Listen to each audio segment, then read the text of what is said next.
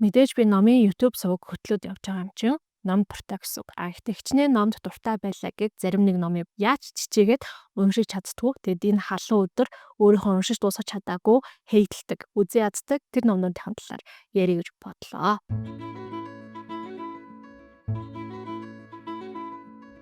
За эхний уншиж дуусгаж чадаагүй дургу гэх юм уу тэг үзээ ядсан тэр ном бол угаасаа маш ойлгомжтой байх гэж бодож байна. Fifty Shades of Grey. Grey-ийн одоо 50 сүдэрч гэж заримдаа орчуулсан байд юм бэлээ. За яагаад дургуун номоо ингэ барьсан сууж байгаа юм бэ? Яагаад танаа гэрийн номын санд байгаа юм бэ гэж та өөрөө бодожоо л энэ бол бэлгийн замаар надад ирсэн учраас байгаамаа. За энэ ном болохоор ер нь бол нөгөө киногоороо яг айгу алдартай болсон шүү дээ. Тэ кино нь болохоор нэг тийм хот дүрслүүд зурглууд ихтэй. Тэгээ тэрнээс нь болоод хүмүүс кино театрт аягүй сонирхож үзээд кино театрт бас үзэж байгаа хүмүүсийн одоо зан араншингаас нь болоод улам их сенсацд ивцэн гэж хэлж болох байх. Ямар ч гэсэн тиймэрхүү мэдээнүүд тухайн үедээ гарч исэн. Киног үзгээд очсон дунд иргэм насны эмэгтэйчүүд киног үзэж дуусчаад гараа явахдаа өрөөс тэмэх суудалд ороо үлдээсэн байсан гэдэг ч юм уу. Тиймэрхүү мэдээгээрээ ингээд бүр их ингээ хүмүүсийн анхаарлыг татаа тэр чинь нэгээрээ аюу олон хүмүүс энэ киног л үзсэн. Киноноос гадна энэ бас нэг алдартай зүйл нь болохоор бидний одоо сайн мэддэг Twilight гэдэг кино ном байдаг те бүрэнхий гэж монголоор орчуулсан байсан. За тэр номыг уншаад тэр ном нь амар дуурлаад тэмүүтээ яг тэр номыг төстөө ингээд өөрийнхөө зүгээсээ зохиож бичсэн fan fiction гэж ярьдэн штэ. Тэр номын фэнүүдийнх нь бичсэн уран зохиолын ном гэдэг тийм одоо блог дээр анх бичижсэн тийм ном байгаа хгүй. Тэгээд энэ E.L. James гэдэг зохиолч нь яг Twilight-ийн fan байсан болохоор Twilight ч юм болохоор зүгээр энгийнэ 10 жилийн охин вампир цус сорогч хоёрын хайрын түүх байдаг бол энэ дээр их сургуулийн оюутан за тэгээд мангар баян billionaire тэр бунтан юм залуугийн хайрын түүх гарч байгаа юм. Ер нь бол тэгээд номыг уншичаад киног нь үзэхээс аюу сонирхолтой байдаг болохоор эхлээд би номыг уншиж хэлсэн. Тэгээ ингээд уншаад ихэлсэн чинь надад л яг юу санагдсан бэ гэхээр хэрвээ би яг 10 жилийн ахлах ангийн одоо 15 6 таа ч юм уу настай охин байсан бол тэгээ би өөрөө зүгээр яг ингээд тэр үеийнхээ өөрийнхөө фантазаараа ямар нэгэн зохиол бүтсэн бол яг энэ зохиол иймэрхүү одоо хэм маягтай зохиол бичгээс юм шиг надад санагдсан. Одоо дөрүүд нь ч гэсэн тийм байгаас тий хэний ч анхаарал татгаагүй нэг охин гэснээр амар тэр бунтан залуу гэд яг нэг юм солонгос цамгийн дөр дээр ч гэсэндээ иймэрхүү дөрүүд зөндөө гардыг штэ эн чинь ингээд нэг юм өлег болцсон нэг cringe тий яг тийг санагдсан.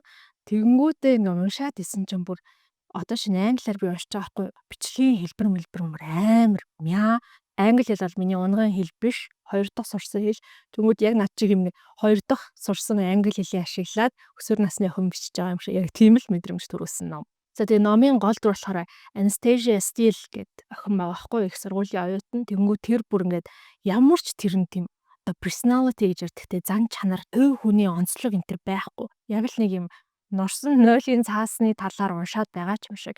Одоо энэ эмэгтэйг норсон нойлын цаасаар орлуулад тавилаа гэхэд энэ номын үйл явдалт нь ямар ч өөрчлөлт гарахааргүй.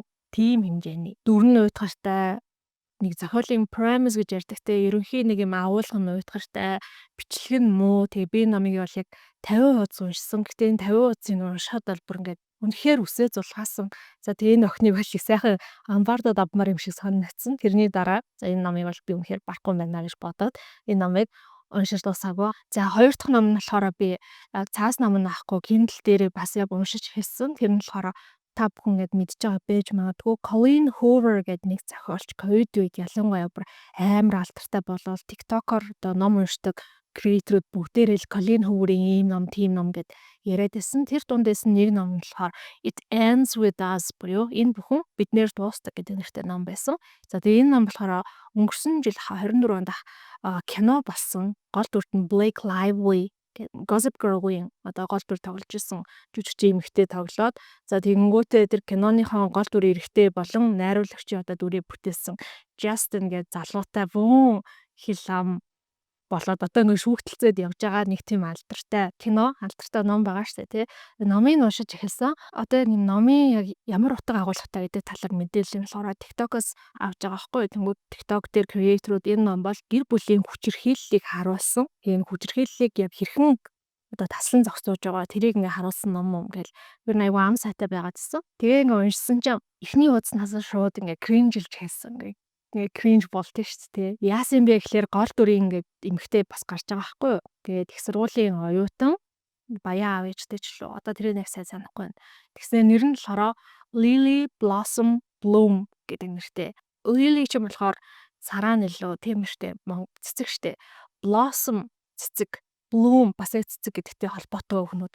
За ингээ цэцэг гэдэг нэртэй эмэгтэй байгаа байхгүй. Тэгээд яг ямар ажил хийдгийг таах гээд оролдоод үзтээ. Би 3 секунд тавья. Цэцгийн дэлгүүрийн одоо эзэн гэх юм. Цэцгийн дэлгүүр ажиллаулдаг. За тэгмүүд Лилигийн дурлалт залуу гэх юм уу те номын эрэгтэй гол дүр нь болохоор Ryle гэдэг нэртэй. Гэтэл Ryle гэдэг нь болохоор жоохон өөрөөр бичсэн. Гэтэ Ryle гэж яг англи үг байдаг. Тэр нь болохоор гинэт ингээд бүхэндах, огцом уурлах, түргэн уурлах тэр үгийг Ryle гэж нэрлэдэг байхгүй. Тэнгүүд энэ номнэр болохоор эрэгтэй нэмэгтэйдээ гэр бүлийн хүчирхийлэл үйлддэг. Тийм нэр өгсөн. Дайгаа нь шууд амар cringe санагдаад.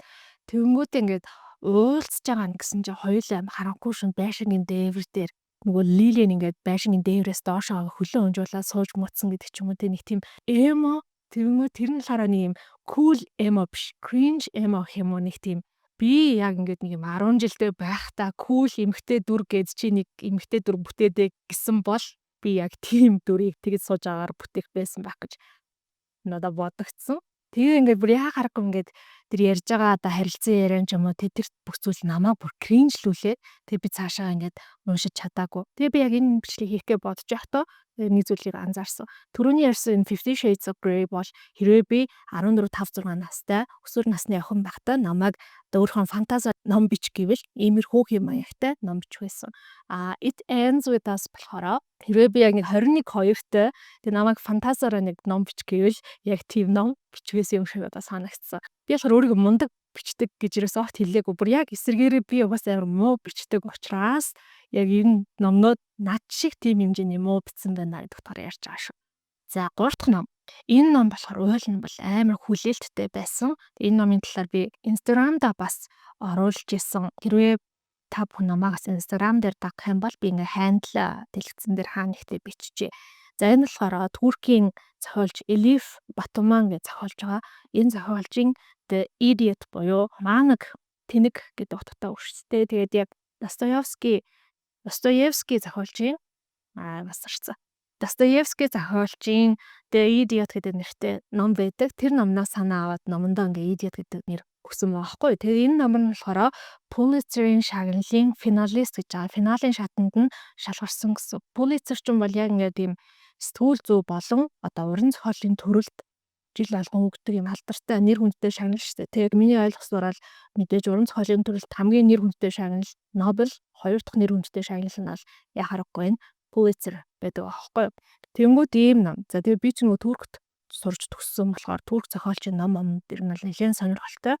Тэгээд номын бас утга санаа нь болохоор Harvard-ийн их сургуульд 1990 онд юм оюутан болж очиж байгаа Celine гэдэг охин байгаа. Тэр охины яг Harvard-ийн эхний жилийн амьдрал хүүхэд байснаа хэрхэн нас биеинд хүрсэн тэр том хүн болж байгаа процессыг нь харуулсан тэр гэдэг тийм утгатай ном байхгүй. Тэнгүүд Harvard-д нэр оюутны амьдрал ямар байдсан бол гэдэг тийм сонирхол маш их байсан. Тийм болохоор яг энэ номыг уншиж ихэлсэн. Яаж яахт ингээд нөгөө амар өндөр хүлээлттэй байхаар байсан байгаа зү. Тэг ингээд Pulitzer-ийн шагналын финалист гэдэг нь бол интернетээр аль хэдийн харсан байгаа шүү дээ.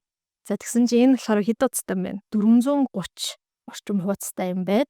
430 хуудасанд ямар үйл явдал гардаг вэ гэхээр ямар ч үйл явдал гардаггүй. Бүр үнэхээр түрүүний нөгөө норсон нойлын цаас шиг зан чанартай гэдэг шиг бүр дахиад нэг норсон нойлын цаас шиг зан характертай хүн байгаа хгүй юу.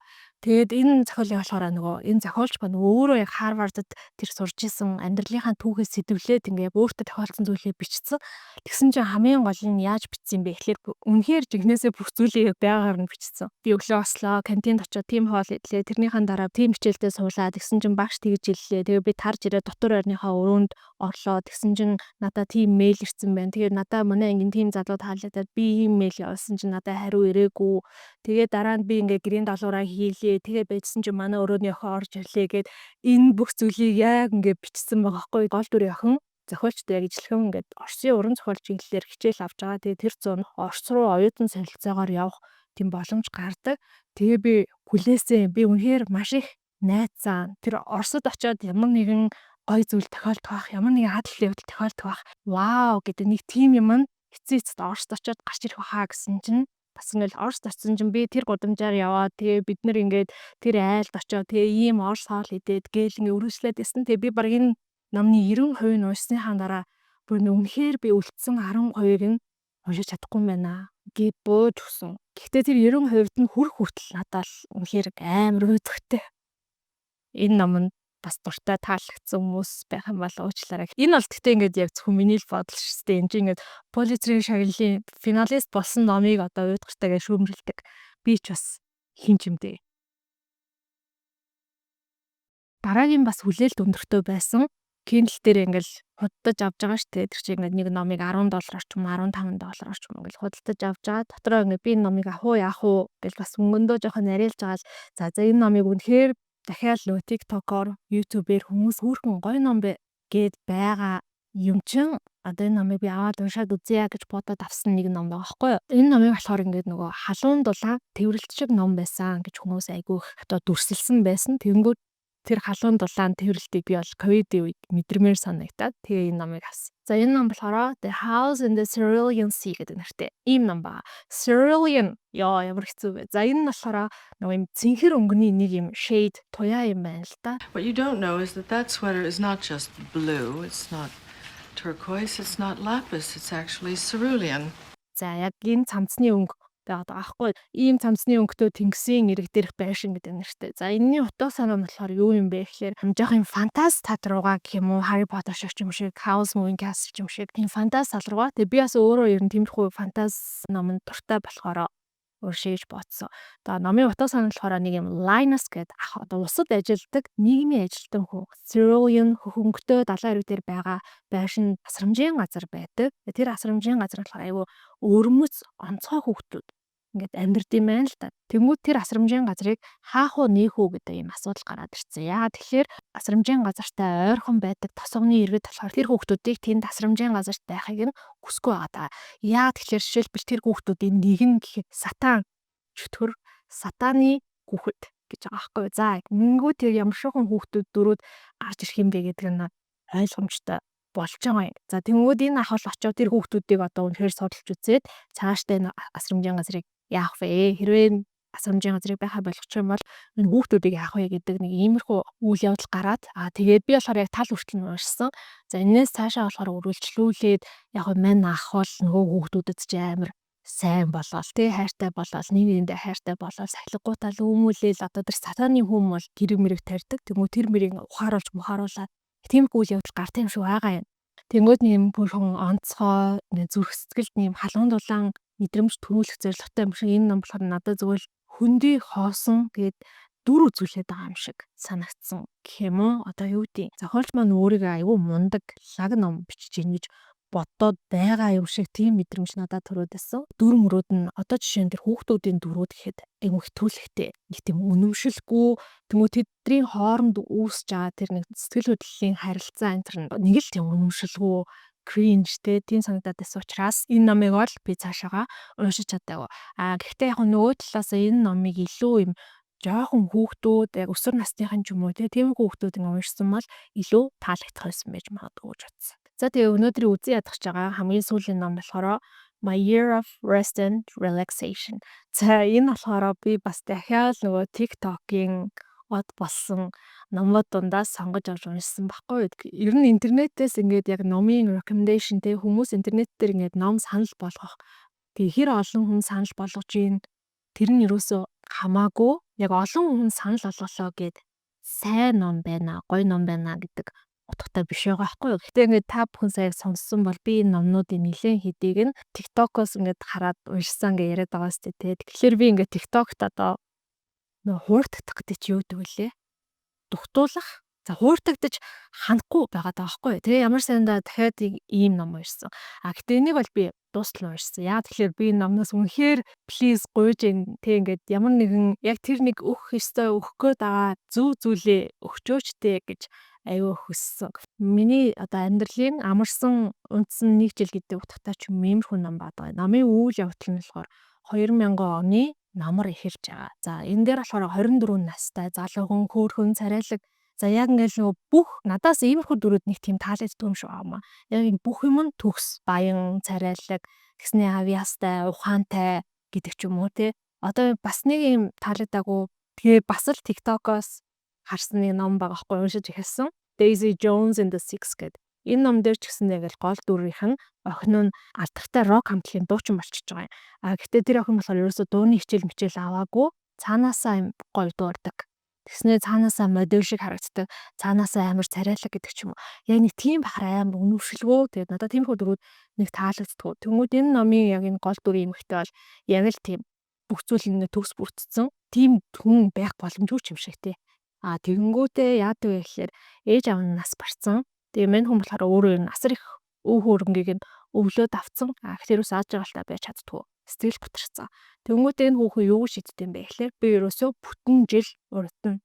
Бүтэн жил өөртөө хүчээр нойрны юм уулаад унтна. Яг одоо унтчих тэр жилийн хугацаанд л одоо тэгж бод юм шиг амалтаа нөгөө эцгийнхээ алдсан өө гашуу өсгөл готрол тэр бүх зүйлийг ингээд заримдаа бид нар тгий санагддаг шүү дээ. Цаг хугацааг урагшлуулж юмсан, хурдлуулж юмсан, нэг сэрэл сарын дараа болцсон байгаасаа гэдэг ч юм уу. Тиймэрхүү ялангуяа нэг амьдралд хэцүү зүйл тохиолдсон байхад газ ингээд унтчих хооронд эсвэл газ цаг хугацааг гүйлгээд энэ хэцүү зүйлийг даваад туулсан байгаа. Тэр цаг хүчтэй одоо сэрхийн сан гэж бодох үед байдаг. Яг тийм л одоо үетэйгээ нүүр тулцсан байгаа даахгүй. Тэгээд энэ эмэгтэй болохоор хамгийн гол нь энэ төлөө хэрэгжүүлэх бүх нөөц боломж нь байгаа. Угаасаа байр нь өөрийнх нь. Тэнгүүд энэ бүх яадаг гэхээр сэтгэл засалж эмчтэй уулзаад миний ерөөсөө нойр өгөхгүй наа, би ерөөсөө унтч чадахгүй наа гэж бодлоо хэлээд хүчтэй нойрны юм аваад жинээсээ ингээд уугаад унтаад идэг. За энэ хугацаанд болохоор баг нөхөн амьтандаа уулзахгүй нэг сайн найз эмэгтэй тэр эмэгтэй ч гэсэн өөрөө амьдрал нь айгүй асуудалтай. Тэр найз нь байнга ирдэг. Гэхдээ тэр найзыгаа дандаа юм дээрээс хардаг. Тэр найзаа дандаа доромжилж доош нь хийж боддог. Ер нь бол амар тийм онцгүй зан характертай дүр байгаад байгаа юм. За тэгээ ингээд ямар ч сан унц ч юм уу тал бүтэн жилжингээл унтна. Ийм уугаад хэдэн ширхэг уугаад хэдэн цагийн дараа бослоо. Тэгээ би хувцас өмсөд гараад одоо гэрийнхаа нөгөө гудамжны мухарт байдаг дэлгүүрт очиод 3 кофе авч уулаа. Гэртээ буцаж орж ирээд хэд хоногийн өмнө захиалсан пиццаныхаа үлдэгдлийг эсчээд дахиад унтлаа гэх иймэрхүү юмнууд давтагдсан. Тэр давтагдаад байгаа нас надад нэг тийж таалагдаагүй. Тэгэж их давтагдах байсан бол энийг ном биш зүгээр юм үйлчлэг ч юм уу тий болгох боломжтой штэ. Ном болгохын тулд нэг үйлдэлээ дахин давтаад байгаа нь бол нэг тийм бас уншихад таатай тийм туршлага experience биш байгаа байхгүй. Яагаад би энэ номыг ингээд гуйж ийна тэр өгөх гээд байгаа мессеж өгчөлдөө ямар нэгэн зөв мессеж өгчөлдөө гэд уншиж дуусгасан бэ гэхлээр энэ эмэгтэй бол яхааргүй сэтгэл зүйн хувьд одоо гэмтэлтэй эмэгтэй юм байна штэ тий. Тэнгүүд сонгосон арга нь болохоор унтах буюу яг сэтгэл зүйтэйгээ өөртөө нүүр тулахаас зайлсхийгээд өөрөөсөө зүгтж байгаа асуудлаасаа зүгтж байгаа гэсэн. Гэтэл яг үнэндээ магадгүй эвгэрхийн тулд тэр сэтгэл зүйн гэмтлээ эмчлэхийн тулд өөрөөсөө зүгтахгүй нэг асуудалтаа нүүр тулах хэрэгтэй. Ихэнх тохиолдолд амьдралд бас тийм байдаг те. Тэгэл одоо коуч нарын өгдөг сэтгэл зүйч нарын өгдөг зөвлөгөөч гэсэндээ асуудалтайгаа нүүр тулаа гэдэг ийм зөвлөгөө байдаг. Тэгсэн чинь ерөөсөө тийхгүй унтаал аахгүй. Унтсаар агаад хамгийн сүлд нь яадаг вэ гэхээр 2001 оны 9 сарын 11 бол тэр бол нөгөө аимшигтай террорист халдлага болсон өдөр гэдгийг та бүхэн сайн мэдж байгаах. Тэр террорист халдлага энэ нэмэгтэй дотор ингээд нэг юм сэрэж байгаа байхгүй. Тэнгүү тэр террорист халдлагад бас нөгөө энэ нэмэгтэй дээр ирж уулзаад байдаг тэр цорын ганц найз нь нас барчдаг. Тэр одоо ихэр хоёр цампгийн нэгэнд нь ажилладаг байсан баг. Тэнгүүд энэ үйл явдал энэ нэмэгтэйг сэрэж байгаа. Тэгээ энэ нэмэгтэй бол дахиад үүнээс хойшоо нойрны юм уухгүйгээр ажил амьдрал руугаа орсон гэж хэлээл энэ ном дуусчихж байгаа. Ингэж дуусах байсан бол яах гэж энэ хүний амьдралыг түүхийг энэ номонд бичсэн юм бэ. Энэ хүн чинь ингээ өөртөө нүүр тулаад, даваа туулаад, унаж босоод нэг тиймэрхүү байдлаар энэ саад бэрхшээлийг даван туулах ёстой байсан юм шиг. Нөгөө талаас болохоор яг жинхэнэ бодит амьдрал дээр болсон үйл явдлыг аваад тэнгуүдээ тэр нь болохоор цагаан арьстай баян эсрэг гүйцэтгэл сонирхдаг эмэгтэй хүний сэрэх шалтгаан болж байгаа гэдэг нь надад яг энэ үйл явдлыг ингэж ашигласан нь огт таалагдаагүй. Тэгэхээр яаж тэр ном дээр гаргаж ирсэн асуудлаа шийдвэрлсэн таалагдаагүй. Дээрээс нь шийдвэрлэхдээ очиж тийм олон хүний амь насыг авч явсан маш хэцүү үйл явдлыг ашигласан нь бол бас таалагдаагүй. Тэгтээ тэгээд хавцны зураг нь гоё яагаад заримдаас номыг хавцсанд нь болчдаг тий. За тэгээд ер нь бол яг дургууд хаалгадаагүй номууд бол энэ байна. Ингээ бас яг сайхан бодлоо хаалцаа ярьсан чинь дотор нэг хөө өөжирч байгаа юм шиг санагдлаа. Өдөрөө нэг гүнзгийээс аваад гараа. За тэг эцэст нь ихэд бол ном уншна гэдэг бол айгүй хувийн чадахтай асуудал шүү дээ. Тэр номон дуртай байна уу, дургүй байна уу, таалагдж гин үү, таалж гин үү? Тэр бол бүр яг ингээд миний дуртай өнгө цэнхэр чиний дуртай өнгө яа гэдэгтэй яг ижилхэн асуудал учраас хэрвээ та миний яг ирсэн номнуудын аль нэгэнд нь дуртай бол уншаад тань таалагдсан бол энэ бол бас зүгээр байж болох л асуудал хүн болгонд өөр гэсэн сонирхол байгаа. Гэхдээ миний хувьд бол яг энэ номнуудыг арайчтай яагаад ийм номнууд бичигдээд тэгээ ялангуяа баруунд хэвлэгдчихдээ бэ гэдэг тийм бодол төрүүлсэн. Монголд болохоор ихэнх зохиолчид ч өөрсдөө ингээд номоо биччихээд тэр номоо өөрсдөө хэвлүүлэх бүрэн боломжтой байдаг. Гэтэл одоо баруунд гэх юм уу те Америкт болон Европт ном бичиж байгаа бол та заавал нөгөө агенттай холбогдох ёстой. Заавал хэвлэлийн газартаа гэрээ байгуулах ёстой. Тэгснийхаа дараа номыг чинь хэвлэдэг тараадаг түгээдэг борлуулдаг. За тэнгуү тэр агент ч тэр хэвлэлийн газар ч тэр таны бичсэн зүйлс чинь аюун өндөр шаардлага тавина.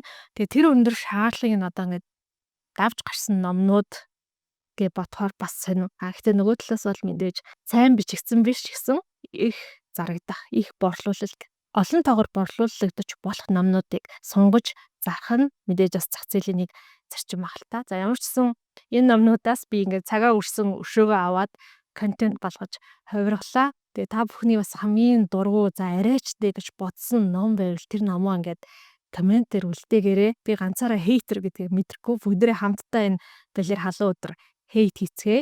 Тэгээд бодохгүй дараагийн бичлэгээрээ уулзцаая.